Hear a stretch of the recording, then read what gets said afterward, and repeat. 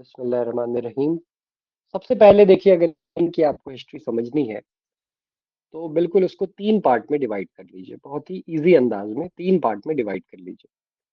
पहला दौर तो देखिए वो है जब स्पेन बनी उमैया के एक प्रोविंस की हैसियत से रहता है। जिस तरीके से बनी उमैया के पास हिजाज़ मुक़द्दस था, जिस तरीके से बनी उमैया के पास मिस्र था, जिस तरीके से उनके पास आप कह सकते हैं खुरासान था, ठीक उसी हैसियत से इनके पास स्पेन भी था। तो पहला जो दौर है, उस वक्त से जब से स्पेन मुसलमानों की हुकूमत में आता है, तारिक इब्न ज़ियाद जब इस सरजमीन पर विक्ट्री लेकर आते हैं 711 में, वहां से लेकर लगभग लगभग 754 तक, ये 754 नहीं 750 तक, क्योंकि बाकी के 4 साल तो उमैयद एम्पायर कोलैप्स हो चुकी थी। तो लगभग 750 तक एज एन स्टेट, एक स्टेट की हैसियत से बनी उमैया के स्पेन जो है वो रहता है। इससे ज्यादा इसकी कोई हैसियत नहीं थी। एक छोटा सा प्रोविंस कह सकते हैं। जिस तरीके से बाकी प्रोविंस थी, स्पेन भी एक प्रोविंस था।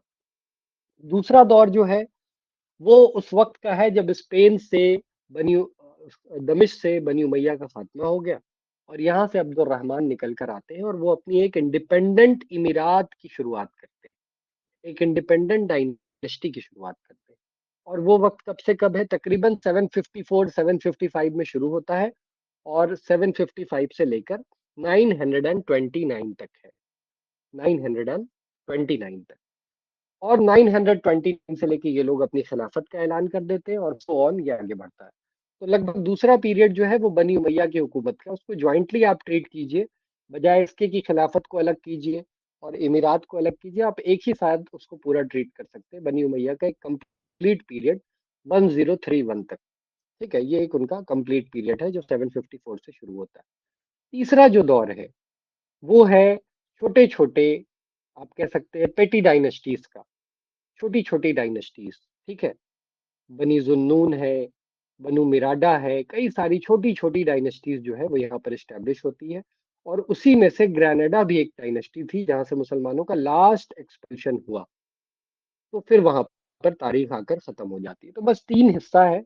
इसको डेट भी ना याद रखिए, तो बस अपने समझने के लिए याद कर ले कि पहला वो वक्त है जब स्पेन एक प्रोविंस की हैसियत से रहेगा, दूसरा वो दौर है जब बनी उमैया के लोग इस पर हुकूमत करेंगे, और तीसरा वो दौर होगा जब छोटी छोटी रियासतें यहाँ रूल करेगी और ग्रेनेडा उसकी आखिरी रियासत होगी। क्या ये बातें आपको क्लियर है और मैं टॉपिक को शुरू करूं? चलिए, तो स्पेन के हवाले से जब हम बात करते हैं तो सबसे अहम चीज तो ये है कि मुसलमानों का जो ग्लोरियस फेज है अब्बासीद एम्पायर में, एक हमें नजर आता है कि बैतुल हिकमा चल रहा है। दुनिया की वो बड़ी बड़ी तालीम जो दफन हो चुकी थी, कभी यूनान में तो कभी हिंदुस्तान में, वो ट्रांसलेट होकर एक नए उरूज पर पहुंच रही है। उसके प्रोडक्ट के तौर पे इब्न सीना जैसे बड़े बड़े लोग निकल के आ रहे हैं जो गैलन और हिपोक्रेट्स को गलत साबित कर रहे हैं। इसके बाद इब्न नफीस आ रहे हैं, बड़े बड़े स्कॉलर्स, बड़ा बड़ा इंटेलेक्चुअल दौर। और दूसरी सबसे बड़ी आप कह सकते हैं गेटवे ऑफ नॉलेज, अगर कोई मुसलमानों की रियासत रही है तो वो स्पेन की सबसे बड़ी गेटवे ऑफ नॉलेज। और लिखने वालों ने यह भी लिखा है कि अगर स्पेन में मुसलमानों ने रूल नहीं किया होता और उनकी किताबें यूरोप ने ट्रांसलेट ना की होती तो यूरोप यूरोप का कोई भी ग्लोरियस फेस कभी नहीं आता और यूरोप अपने डार्क एज से कभी वापस नहीं निकल पाता। एक तो ये याद रखिए कि बहुत ही शानदार दौर है, हिस्ट्री का वो पीरियड है जो वाकई ये दिखाता है कि ये एक ऐसा मुस्लिम रूल है जिसमें इंटेलेक्चुअल उरूज बढ़ता ही जाता है। और कॉन्केस्ट के लिहाज से भी मुसलमानों ने स्पेन के अंदर में बहुत जबरदस्त फतूहात का दौर चलाया। ये वही दौर है जिसमें स्पेन के अलावा मुसलमानों के कंट्रोल में फ्रांस तक आता था। तो स्पेन जो है वो खुद में एक बहुत बड़ा फेज है, बहुत बड़ा ग्लोरियस एज। अब ये जो हमारा पहला टॉपिक है जो कि हमारा सिलेबस डिमांड करता है, वो है the Muslim conquest of Spain, जिसका दूसरा नाम अरबी में क्या है? अल अंदलस।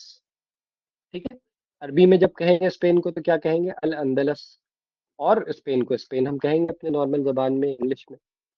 711 का वो वक्त था जब तारिक इब्न ज़ियाद को ये क्रेडिट जाता है कि तारिक इब्न ज़ियाद ने स्पेन के अंदर में मुसलमानों को एक बड़ी विक्ट्री अल्लाह के फजल से दिलाई। दूसरी अहम चीज ये है कि यहाँ से किस हुकूमत का खात्मा किया, ये बुनियादी चीज है जो आपको सिलेबस को शुरू करने से पहले समझनी है। विक्ट्री किसके जरिए से आई?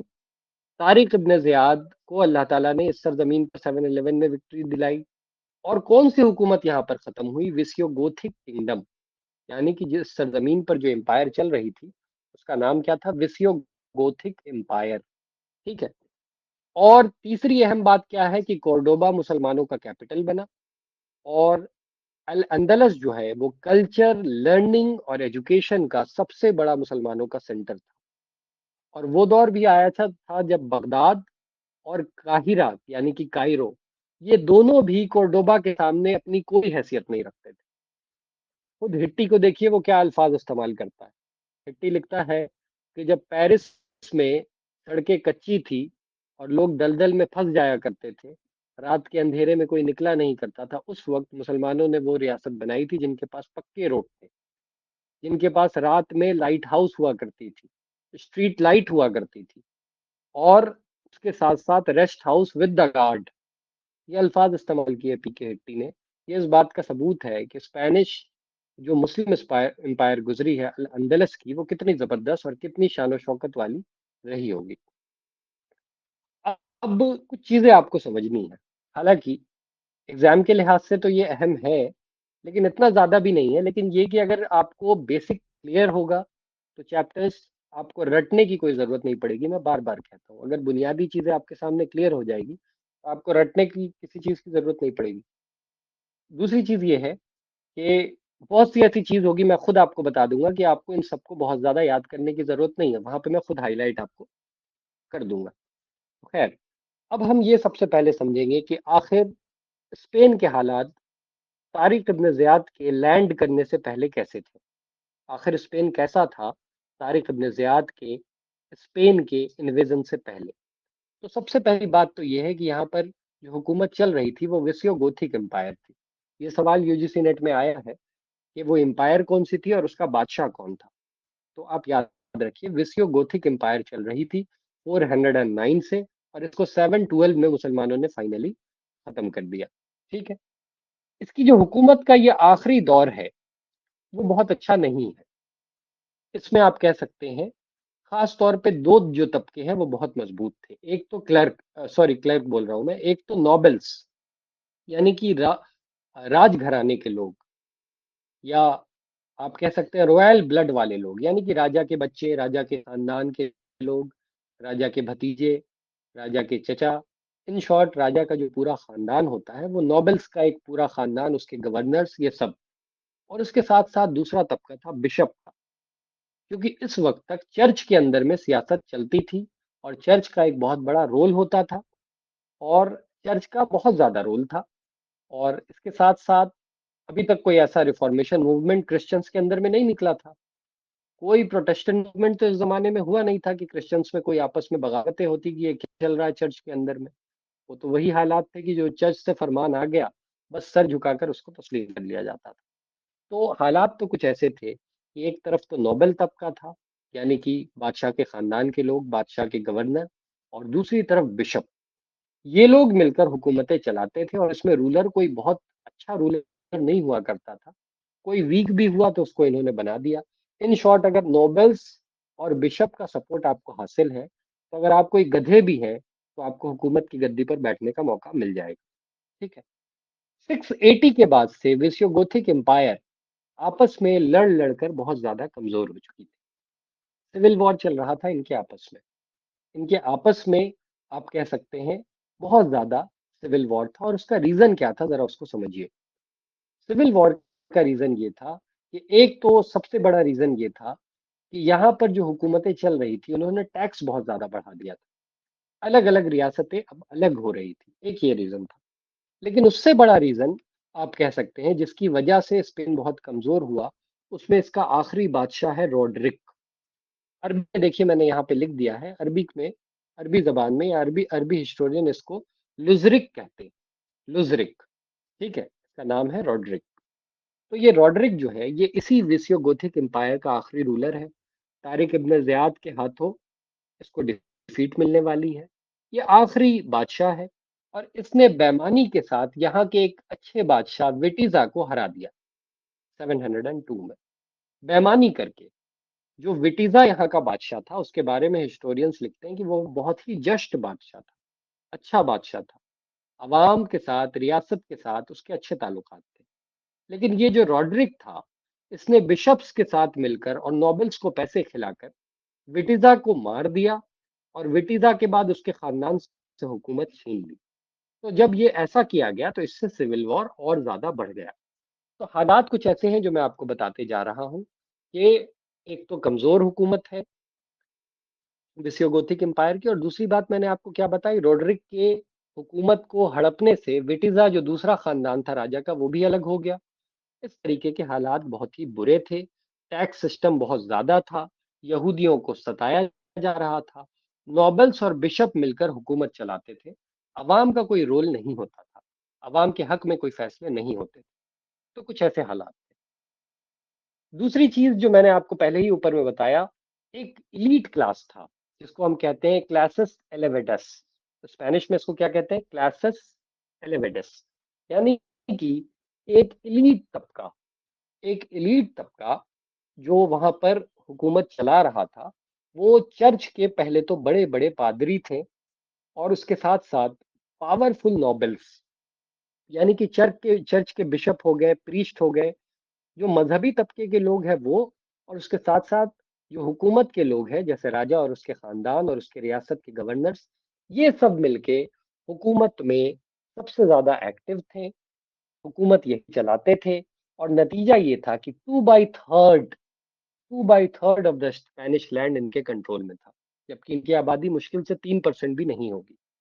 ठीक है, तो 3 से 4% की आबादी, अगर आप समझिए कि लगभग एक 2/3 एरिया को कंट्रोल कर ले, 2/3, तो बहुत बड़ी बात है। और ज्यादा दूर जाने की जरूरत नहीं है, हमारे हिंदुस्तान में ही आप देखिए, 1% जो आबादी है भारत की, वो 40% प्रॉपर्टी को अपने पास रखती है। 1% जो हमारे भारत की आबादी है उसके पास 40% की प्रॉपर्टी, और तकरीबन तकरीबन अगर आप 5% को जोड़ ले तो 60% की प्रॉपर्टी बन जाती है। और जो पूरे मेजोरिटी पॉपुलेशन है उनके हाथ में मुश्किल से 10 से 15% की प्रॉपर्टी हिंदुस्तान की लगती है। यानी कि ऐसा नहीं है कि हम भी बहुत अच्छे कंडीशंस में हैं, हमारे यहाँ भी गरीबी और अमीरी का बहुत ज्यादा फर्क है। तो मैंने आपको बताने की ये कोशिश की कि जो तबका था, जो एलीट तबका था, उसने पूरी तरीके से मामलात खराब किए हुए थे। और जो वो तबका जो मेहनत और मजदूरी करता था, उनको वो बहुत ज्यादा इस वजह से पिस रहा था। दूसरी बात है, इनको टैक्स नहीं देना पड़ता था। ये जो चर्च के लोग थे इनको टैक्स नहीं देना पड़ता था। 65% की लैंड को ये एक्वायर करके बैठे थे 5% की तादाद वाले लोग, और इनको टैक्स नहीं भरना पड़ता था। और टैक्स कौन भरता था, किसान, गरीब, मजदूर। तो हालात कुछ ऐसे थे। दूसरी चीज, हम एक टर्म इस्तेमाल करते हैं सर्फ्स का, या सर्फ्स का। सर्फ्स का दरअसल सिंपल मतलब, बिना किसी कंफ्यूजन के अगर आप समझे तो किसान है। स्पेन के किसान, स्पेन के वर्कर जो अपनी जमीन पर खेती करते थे उनको हम सर्फ्स कहते हैं।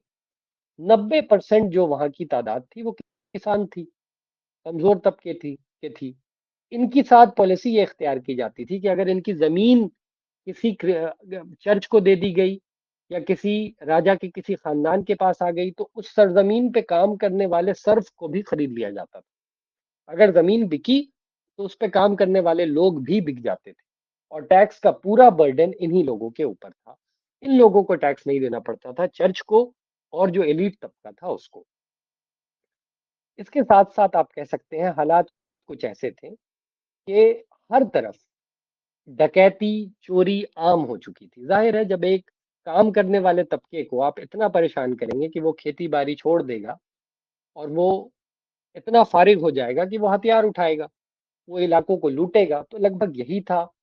और रास्ते सेफ नहीं थे, यानी कि पूरी तरीके से एक ऐसे हालात थे स्पेन के अंदर में कि कोई यहाँ रहना भी नहीं चाह रहा था।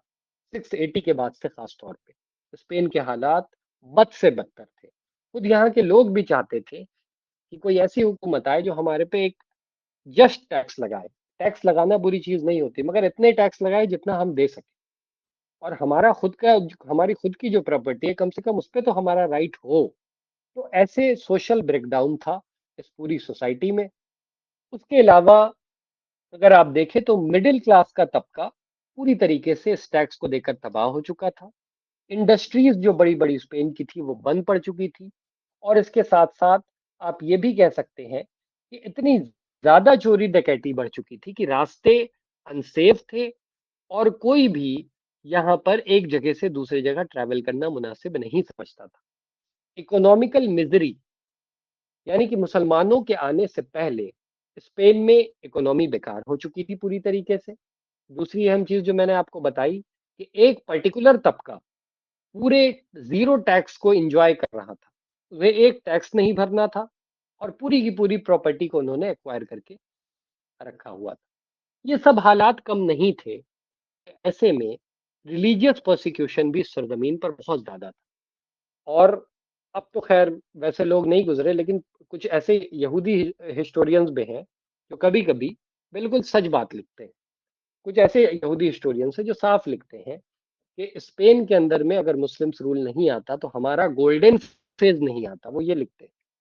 और अगर मैं गलत नहीं हूँ तो शायद पिछली सेंचुरी ही में किसी ने ये वर्ड नाम ध्यान से मेरे निकल गया, लेकिन ये कि स्पेन में मुसलमानों का जो दौर है उसको वो अपने गोल्डन फेज के तौर पे इसलिए मानते हैं क्योंकि अगर स्पेन में मुसलमानों का रूल नहीं आता तो इनका रिलीजियस परसिक्यूशन यहूदियों का इतना ज्यादा था कि इनकी तादाद ऑलमोस्ट खत्म होने वाली थी। अब ये कैसे हुआ जरा इसको समझिए। सबसे पहले तो ये जो गोथिक एम्पायर थी जिसको हम विसियो गोथिक कहते हैं, शॉर्ट में गोथिक कहते हैं, ये जो विसियो गोथिक एम्पायर यहाँ की थी ये दरअसल शुरू में कैथोलिक क्रिश्चियन नहीं थे ये लोग। ये एरियन सेक्ट के एक सेक्ट को फॉलो करते थे, एरियन नाम के क्रिश्चियन सेक्ट को, जिसमें ये ट्रिनिटी ट्रिनिटी का भी इनकार करते थे।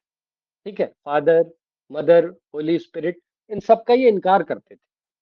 लेकिन 587 में ये जो गोथिक लोग थे इन्होंने कैथोलिक क्रिश्चियनिटी को एक्सेप्ट कर लिया। वही क्रिश्चियनिटी जो रोमन का मजहब था, वही क्रिश्चियनिटी जो पूरे यूरोप का मजहब था, उसी क्रिश्चियनिटी को इन लोगों ने अपना लिया। और जैसे ही अपनाया तो इन्होंने यहूदियों का परसिक्यूशन बड़े पैमाने पे शुरू कर दिया। उनके खिलाफ लॉ लाए गए, उनके खिलाफ बहुत सारी चीजें की गई। एक मिनट रुकिए।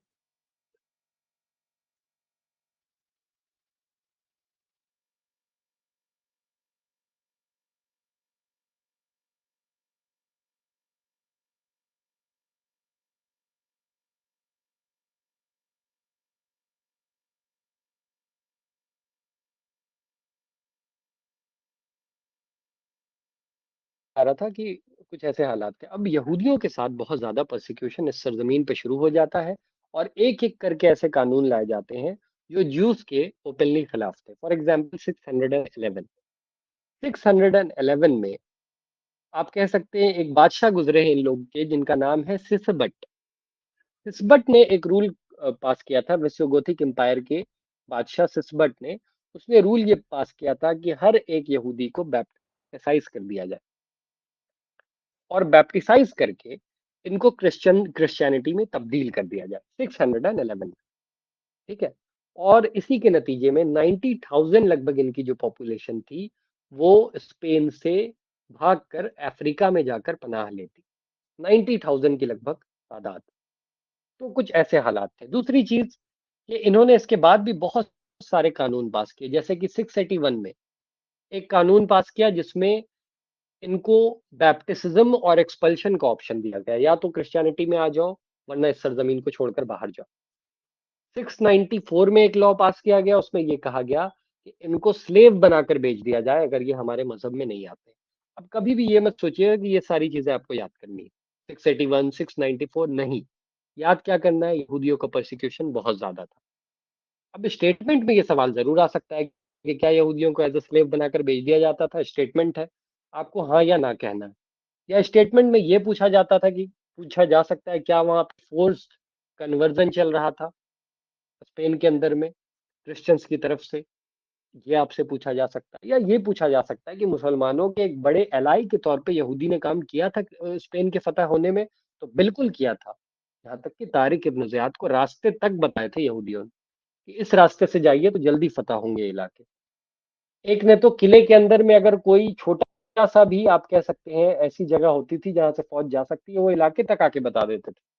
तो इन्होंने वफादारी इसलिए निभाई क्योंकि इनके साथ हालात ये थे, विसिगोथिक एम्पायर में इनके साथ बहुत बड़ा परसिक्यूशन हो रहा था यहूदियों के साथ।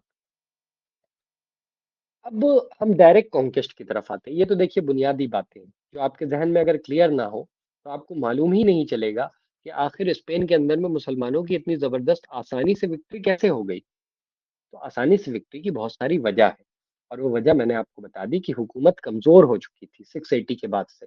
मैंने आपको बताया कि किस तरीके से एक बादशाह किंग विटिज़ा से उसकी हुकूमत छीन ली गई थी और उसके जो बच्चे थे वो इसके खिलाफ थे। एक ऐसा तबका हुकूमत कर रहा था जो अवाम के खिलाफ था। और जो 90% की आबादी सर्फ की थी, वो तो पनाह मांग रही थी इस हुकूमत से कि कोई आए और हमें बचाए। इसके साथ साथ जो सबसे बड़ी वहां की आप कह सकते हैं इंटेलिजेंट कौम थी, उस वक्त भी और आज भी है, यहूदी तालीम में उस जमाने में भी, और दूसरा सूद की वजह से अपने आप कह सकते हैं इकोनॉमी में हमेशा बहुत ज्यादा मजबूत रहे। झगड़े लगाकर इन्होंने हथियार हमेशा हर तारीख में बेचे, आज भी यही करते हैं। तो आप कह सकते हैं कि जेविश कम्युनिटी बहुत प्रॉस्पेरस थी, मगर उनके साथ बहुत ज्यादा परसिक्यूशन चल रहा था। तो अब ये चीजें जब आप पढ़ते हैं तो खुद आपका दिमाग खुलेगा कि जब तारिक इब्न ज़ियाद उतरेंगे तो 90% आबादी तो उनके खिलाफ ही नहीं है, और एक ऐसा तबका जो बहुत इंटेलिजेंट है, एक ऐसा तबका जिसके पास बहुत पैसा है, वो बिल्कुल हाथ खोल खोल कर आप कह सकते हैं खड़ा है तारिक इब्न ज़ियाद के लिए कि आइए और आकर इस सरजमीन पर हुकूमत कीजिए। तो ये चीजें अगर आपको अभी मैं नहीं बताऊं तो फिर आपको थोड़ा क्लियर नहीं होता, इसलिए मैंने थोड़ा इसको डिटेल में रखा है। लेकिन ये कि अब इसकी एक एक डेट अगर आप याद करने जाए तो वो सही नहीं है। वो एक इंफॉर्मेशन के तौर पे दी गई है क्योंकि आप एक स्कॉलर के आप कह सकते हैं हैसियत से अब पढ़ रहे हैं, आप मास्टर्स में हैं, तो जाहिर है अब उस पर थोड़ा डिस्कशन की जरूरत बहुत जगह पड़ती है, और अगर आप याद कर ले तो और अच्छी बात है। खैर, अब इधर तो स्पेन था, जरा नीचे आइए कि नीचे क्या चल रहा था। एक सरजमीन में बड़ा परसिक्यूशन है, लोग एक जगह से दूसरे जगह नहीं जाना चाहते हैं। नीचे क्या है ना। हालात थे? जी। वीडियो पॉज तो नहीं है ना, क्योंकि बीच में आपने हाँ रुका जी, था 1 मिनट के लिए, तो हाँ, इसलिए मैंने पूछ लिया। बीच में तो मैंने बोल के ही रोका था। मैं 1 मिनट अच्छा, बताता हूँ आपको। ठीक ठीक। बंद कीजिए माइक।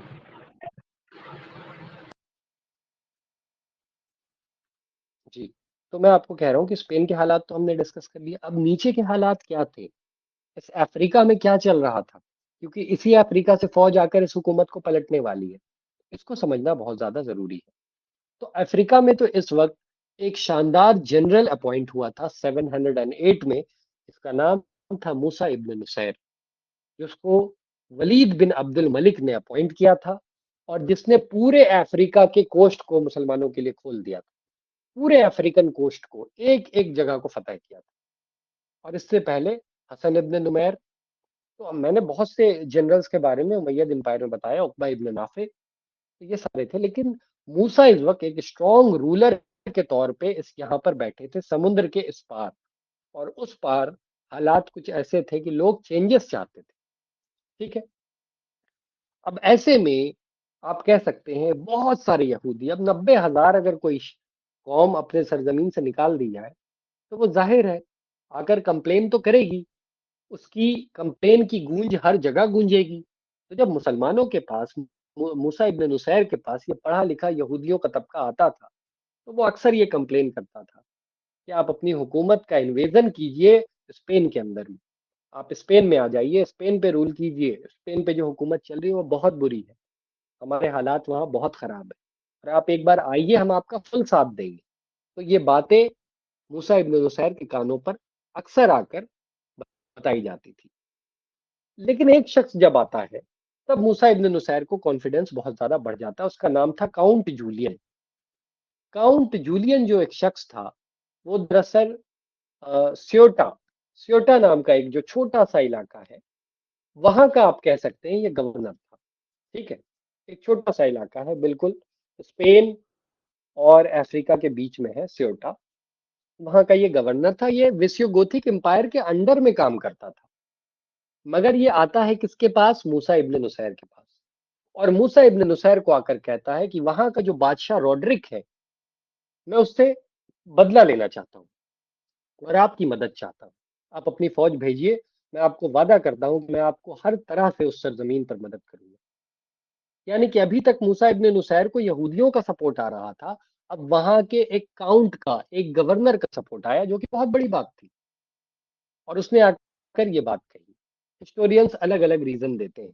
कुछ हिस्टोरियंस ये कहते हैं कि जो बादशाह रॉड्रिक था, उसने इसकी बेटी की इज्जत के साथ खिलवाड़ किया था। किसके? काउंट जूलियन के। कुछ कहते हैं हरासमेंट किया था, कुछ कहते हैं उसका मर्डर कर दिया था। जो भी रीजन हो, एक रीजन तो बड़ा साफ था कि काउंट जूलियन की बेटी के साथ कुछ गलत किया गया था। किसके तरफ से?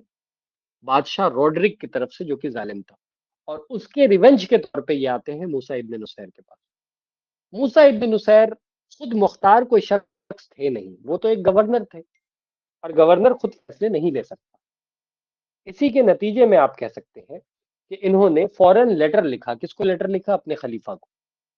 खलीफा वलीद को लेटर लिखा कि हुजूर, मेरे पास ऐसी ऐसी रिक्वेस्ट बार बार आ रही है, मैं आपसे गुजारिश करता हूं कि आप मेरी मदद कीजिए, या आप मुझे परमिशन दीजिए और मैं अपनी फौज रवाना कर सकूं।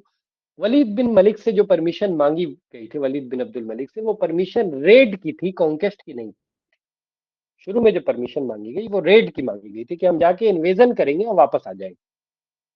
तो इसी के तहत, रिकॉनेसेंस की तहत, यानी कि छोटे इन्वेजन के तहत, जुलाई 710 में मूसा इब्न नुसैर ने एक जनरल को भेजा।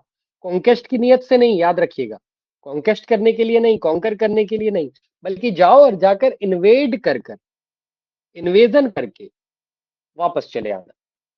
तरीफ इब्न मालिक नाम के एक शख्स को, जिनको हम लोग बहुत कम याद करते हैं। हम मूसा इब्न नुसैर को याद करते हैं, हम तारिक इब्न ज़ियाद को याद करते हैं, हम तरीफ इब्न मालिक को भूल जाते हैं, जो पहले शख्स थे जो स्पेन गए थे। तो आप स्पेन जाते हैं, 400 आपके साथ फौजी है, तकरीबन 400 से 500, सब के सब बर्बर है। आप जाते हैं, आप जहां पर उतरते हैं उस जगह का नाम तरीफा पड़ जाता है। ठीक है, तरीफ बिन मालिक इनका नाम है। जहां पे उतरते हैं उस जगह का नाम तरीफा पड़ जाता है। और तरीफा में उतरने के बाद आप जाते हैं और वहां काउंट जीलियन मौजूद होता है, वो उनकी पूरी पूरी मदद करता है। वहां पर ये 710 में एक रेड करते हैं, कुछ इलाके को लूटते हैं और लूट कर वापस आ जाते हैं, और आकर मूसा इब्न नुसैर को कहते हैं कि देखिए, जो वादा यहूदियों ने किया था, जो वादा काउंट जूलियन ने किया था, वो वादा बिल्कुल सच्चा है। ये दोनों आपकी मदद के लिए वाकई उस सरजमीन पर बिल्कुल तैयार है, और वो सरजमीन के हालात मैं देख कर आया हूँ। अगर आप अपनी फौज भेजेंगे तो इंशाअल्लाह हम इस सरजमीन पर विक्ट्री हासिल करेंगे। कुल मिलाकर पता क्या चला आपको अभी तक? कि तारिक इब्न जियाद के जाने से पहले एक सोल्जर को भेजा गया, तरीफ इब्न मालिक। आप जाते हैं 710 में, तारिक से एक साल पहले, और एक छोटा इन्वेजन करके, एक छोटी विक्ट्री लेकर वापस चले आते हैं। ये इतनी छोटी विक्ट्री थी कि किंग रॉड्रिक भी इसको ज्यादा सीरियस नहीं लेता है। वो सोचता है कि ठीक है, अरब आए थे, लूटपाट करके चले गए। उसने ये नहीं सोचा कि एक छोटा प्लान था, एक बड़े प्लान से पहले। जैसे कि हम एक वर्ड यूज करते हैं, पायलट प्रोजेक्ट। कोई बड़ा प्रोजेक्ट लॉन्च करने से पहले हम छोटा प्रोजेक्ट लॉन्च करके टेस्टिंग करते हैं, वो टेस्टिंग थी। और इसके बाद वो फाइनल जंग हुई है, जिसमें स्पेन फतह हो गया। और ये इन्वेजन किसने लीड की? तारिक इब्न जियाद रहमतुल्लाह अलैह। और इस जंग को हम क्या कहते हैं? The battle of Guadalete. The battle of Guadalete कब हुई? 711। ये बिल्कुल बेसिक चीज, इसमें कोई कॉम्प्रोमाइज नहीं कि इसमें से आप कुछ भूल जाए। तो तारिक कब जाते हैं? तारिक इब्न जियाद जब इनको ये खबर मिलती है कि तरीफ इब्न मालिक की का इन्वेजन सक्सेसफुल हो गया। तब अगले साल तारिक इब्न जियाद 7,000 बर्बर कमांडर्स को लेकर जाते हैं। आपको एक होमवर्क दे रहा हूं, कल करके आइएगा। तारिक इब्न जियाद बर्बर के किस कबीले से बिलोंग करते थे? ठीक है, जो लोग सुन पा रहे हैं तो इस बात को बहुत साफ समझ लीजिए कि तारिक इब्न जियाद बर्बर के किस कबीले से बिलोंग करते थे। ये आपका होमवर्क है, आप इसको करके आएंगे। अब आप इसके लिए इंटरनेट सर्च कीजिए या कुछ बुक निकालिए, वो आपकी जिम्मेदारी। ठीक है, तो तारिक इब्न जियाद 7,000 बर्बर ट्रूप्स के साथ जाते हैं, और जिस जमीन पर उतरते हैं, जरा गौर कीजिए, इस सरजमीन को क्रॉस करते हैं, जिस जमीन पे उतरते हैं, वो इलाका जबल अल तारिक के नाम से जाना जाता है। जबल अल तारिक। और जब स्पेन का दौर आता है स्पेनिश लोगों का, तो वो उसको नाम को बदल बदल के जिब्राल्टर कर देते हैं। अब तो मुसलमान भी इसको जबल अल तारिक नहीं बोलते, जिब्राल्टर बोलते हैं। लेकिन इसका रूट वर्ड क्या है? जबल अल तारिक, तारिक का पहाड़, वो पहाड़, वो चोटी जिस पे तारिक उतरे उतरे थे। तो तारिक इब्न जियाद इस सरजमीन पर